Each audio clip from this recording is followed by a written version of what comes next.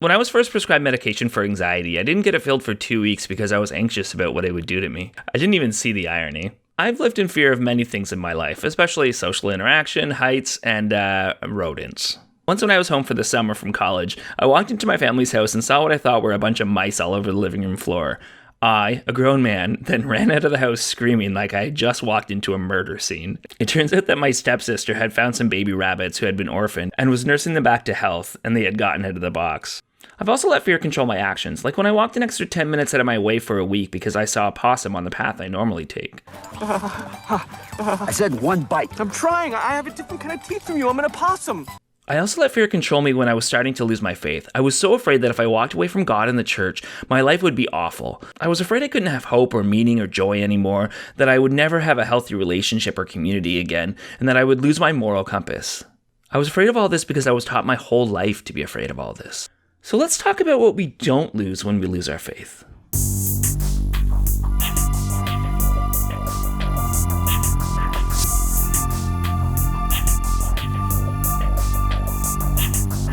Thanks everyone for watching this. Thanks for subscribing, commenting, liking, and all that stuff. If you want to say thank you another way, we also have a Patreon, and we have some fun tiers that I'm really excited to get started. I've mentioned before that so much of what religion teaches isn't to help you have a better life or teach you how to navigate in this world. It's about keeping you on the inside. You are told from a young age that without Christ in your life, you are missing something.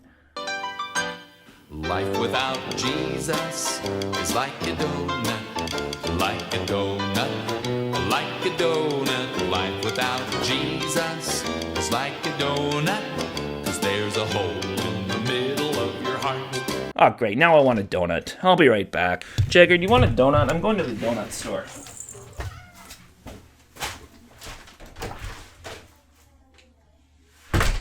Six hours later. Sorry, where was I? Oh, yeah.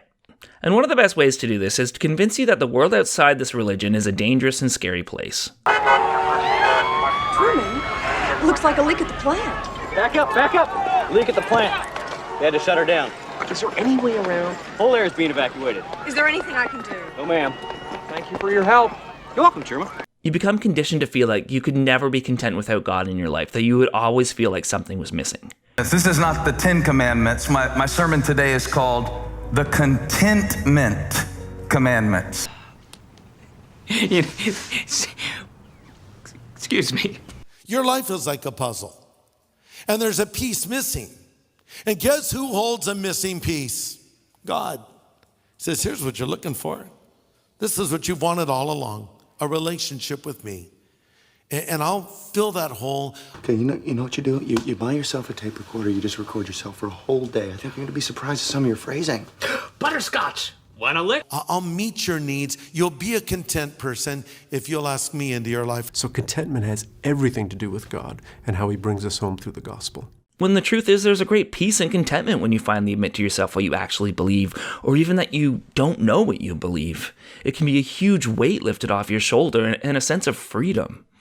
You're taught that joy comes from the Lord, and without him, you'd be miserable. The only way that atheists manage to live happily is by living inconsistently with their worldview. But if they really lived consistently, as though their lives were without meaning, without value, without purpose, they would be in deep despair. Not the key to happiness. You know what is? Joy. You should remember that.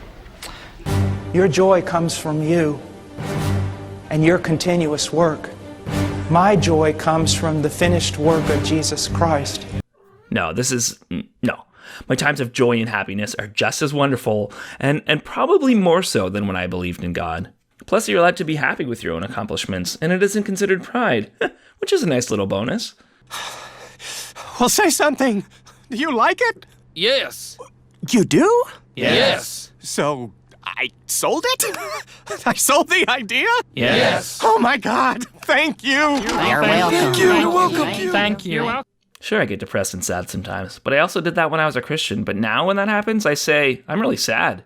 And I don't have to feel guilty that I'm not living in the joy that God gave me or pretend that I'm grateful in times of struggle. Sometimes it's okay to just say, this friggin' sucks. You're also told that you can't have meaning without God. Your meaning of life and your colleague's meaning of life completely clash. How do you resolve that? You can't appeal upwards because we live in an atheistic world, you've said, right? There is no God. What do? You're reduced, I guess, to fighting it out, and we can see how many people we can align behind us and try and defeat the other one. And you see, meaning has collapsed. Right. Like how Christians agree on everything and how there's only one denomination. If there's no God, there's no ultimate meaning to life. All of life is just random chance. It's a fluke. I have no more meaning than a pebble on Jupiter. Jupiter has no solid surface. People don't really wrap their minds around that reality. Life is ultimately, utterly meaningless if there's no God, if there's no designer, no creator. Sure, I've talked before about how you don't have like a set purpose, but that in no way means that you can't create meaning. What is my purpose? You pass butter. If God does not exist, then man and the universe are inevitably doomed to death. Like all biological organisms, man must die. His life is but a spark in the infinite darkness, a spark that appears, flickers, and then dies forever. It's a great day for being sad. Okay, so life is short and the universe is going to implode. But we're here now, and that's what matters. Do you sit through movies saying I can't enjoy it because I know the credits are going to roll at some point and it'll be over? No, you enjoy the movie. Nobody exists on purpose. Nobody belongs anywhere. Everybody's gonna die. Come watch TV. I try to live my life in a way that makes people around me have a better day. I try to speak out when I can for the marginalized, and I'm trying to create a good life for my cat, with lots of dumb toys that he starts playing with loudly as soon as I start recording. That's actually really good timing, Jagger. Thank you for that. And trying to convince yourself that something is real so that you feel like your life has meaning seems to me to be a pretty meaningless endeavor. So far, he hasn't noticed he's in a simulation. Well, cap his sector at 5% processing, keep his settings on auto, and we'll deal with him later. Rick Sanchez is the target. Gotta relax. It's just a pitch. Gotta relax. This is Earth Radio. And now here's human music. Human music. I like it. You're also taught for so long that it'd be bad to have a relationship, friendship, or community with people who weren't Christian. So you carry distrust of people who don't believe and worry that you will never have a solid relationship if you yourself don't believe. What happens to the foundation of my relationship if I'm building it on what I feel and what I want?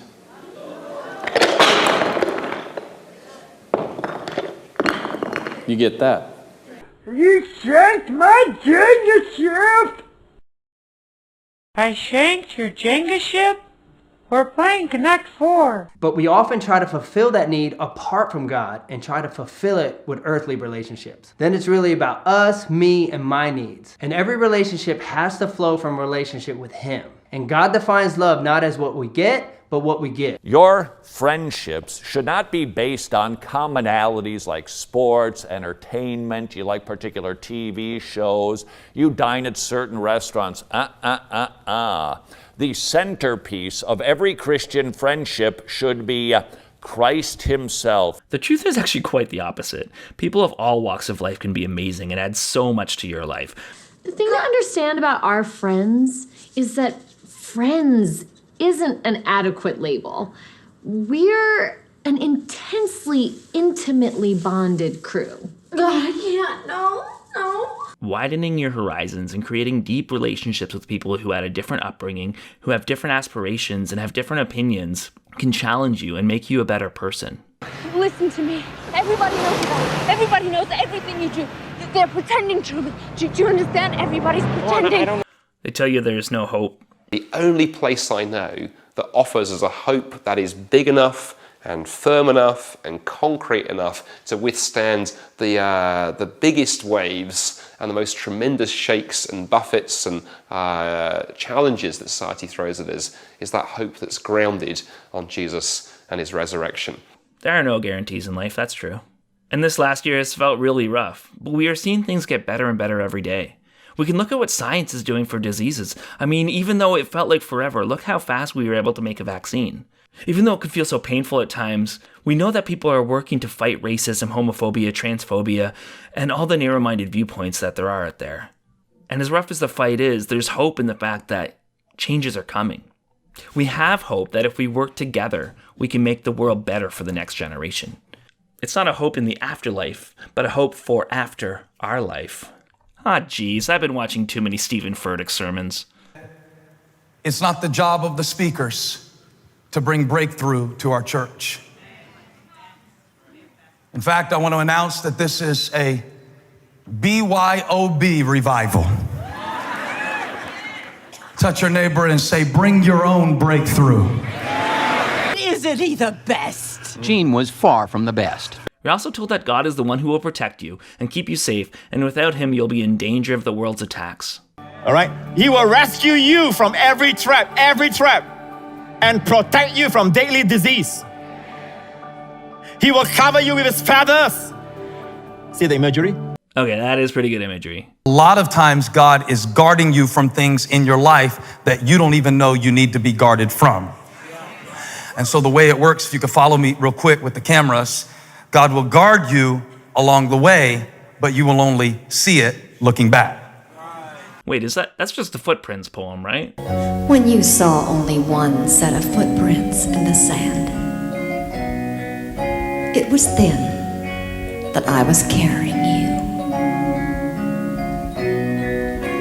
One set of footprints in the sand. Oh yes, at last I understand. Realize when you wake up in the morning that I shall not move to my left or my right 1/4 of an inch, because without the power of God upon my life, surely I will fall. The fact is that the world is a big place and bad things happen. Bad things will happen after you leave the faith, just like bad things happen while you're in the faith. The thing is that when those bad things happen after you leave the faith, they're counting on you thinking, oh, this is because I left the faith. There's no more truth out there than there is in the world I created for you. Same lies, the same deceit. But in my world, you have nothing to fear. And good things happen too. Just like when you're in the faith, how good things can happen. And finally, you're told over and over again that without God, we will have no moral compass. But what photographs could you show? What measurements could you provide that prove that murder or rape or theft is wrong? The fact is, you can't. There are scientific facts, but without God, there are no moral facts. Let me ask you a question real quick. Does evil exist? And if so, can one detect and measure it? Rhetorical question, Morty. The answer is yes, you just have to be a genius. God's nature provides an objective reference point for moral values. It's the standard against which all actions and decisions are measured. But if there's no God, there's no objective reference point. All we're left with is one person's viewpoint, which is no more valid than anyone else's viewpoint. Again, that's why Christians agree on everything, and there's only one denomination. According to one analysis, God killed 2.8 million people in the Bible. He commanded soldiers to smash babies' heads against rocks and keep virgin girls for themselves. I'm not sure he's the one I want to look to for my morals. Not only can you have a sense of morality without God, but just by not condoning slavery, not being sexist, and not sending bears to eat children, you are far more moral than the God in the Bible. You're afraid. That's why you can't leave. You are told that you will lose all these things so that they don't lose you. You're told this stuff to keep you from questioning things. You can't leave, Truman. Please, God. You belong here. You can do it. With me. Talk to me. Say something. If you're afraid to go through that door into the unknown world of being intellectually honest, then you will stay still, living in fear and never questioning what you were told.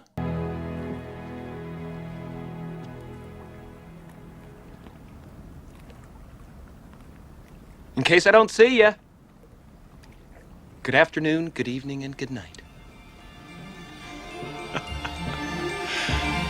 Yeah.